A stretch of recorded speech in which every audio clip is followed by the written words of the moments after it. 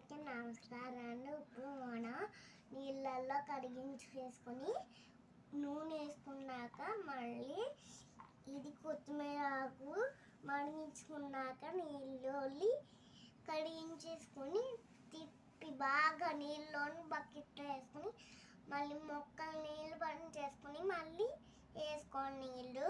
మళ్ళీ కొత్తిమీర ఉప్పు కారం వేసి ఇలా కోయాలి చిన్న చిన్న ముక్కలు. అప్పుడు బాగా స్మాష్ అవుతుంది. చూడండి ఎలాగున్నదో. ఇలా స్మాష్ చేసుకుండా ఇది ఇలాగుండాలి.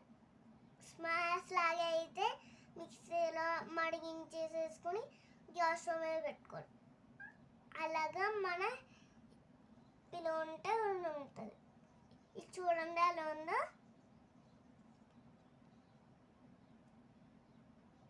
దీని పేరు కొత్తిమీర. దీన్ని చిన్న చిన్న ముక్కలు చేసుకుని పచ్చడి చేసుకుంటే చాలా బాగుంటుంది. అందరికీ bye. See you. Good night.